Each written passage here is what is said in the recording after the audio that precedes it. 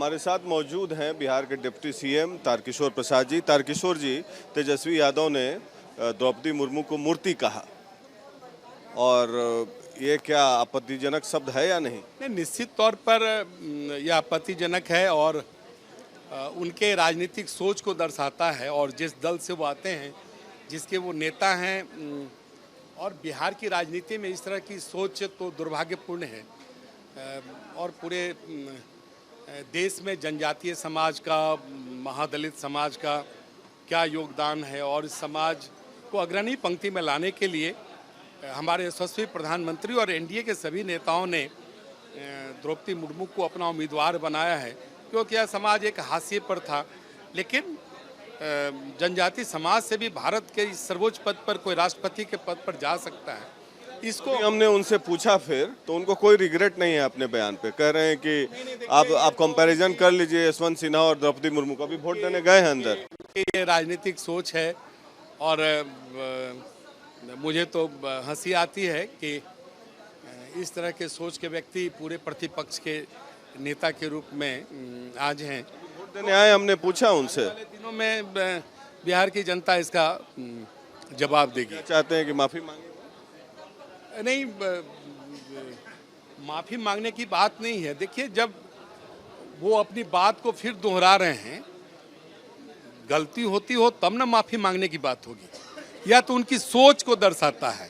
ये इसी political track पर ये लोग काम करते हैं, क्योंकि वो तो परिवारवाद के पोषक हैं।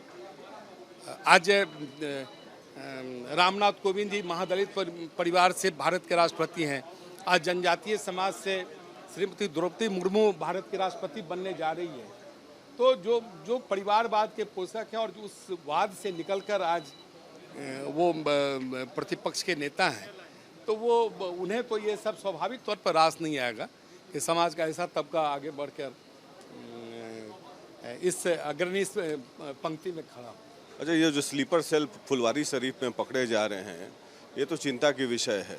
आपको क्या लगता है कि आतंकवाद जो है? सरकार ने काफ़ी बेहतर ढंग से उद्भेदन किया है और ये उद्भेदन जारी है और लगातार बिहार पुलिस, अन्य जो हमारी एजेंसियां हैं, इंटेलिजेंस है, उसके सहयोग से इस पर बेहतर काम कर रही है।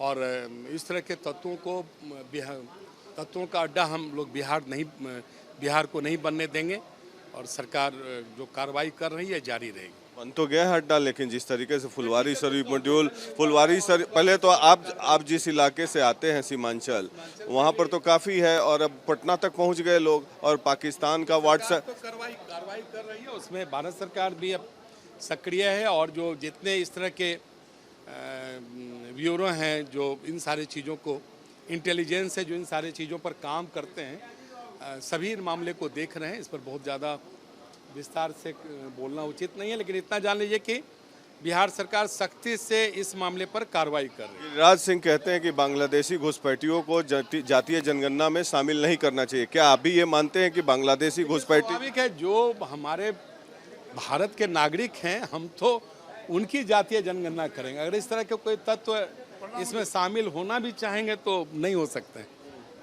क्या बांग्लादेशी घुसपैठिया जो हैं वो चिंता का विषय है बिहार में, किशनगंज इलाके में? ये तो बहुत पहले से चिंता का विषय रहा और उस पर हम सब काम भी किए हैं। बांग्लादेशी घुसपैठी को बाहर भी निकाला गया है और उनको हम सबों ने चिन्हित भी करने का काम किया है। देखिए, चाहे बांग्लादेश हो या किसी भी देश के लोग अगर भारत में अगर आए हैं तो उन्हें तो बाहर जाना पड़ेगा। क्या आपको लगता है कि बांग्लादेशी घुसपैठियों का भी रोल है इस स्लीपर सेल में? देखिए, वो तो जांच का विषय है, वो जांच में सारी बातें आएंगी।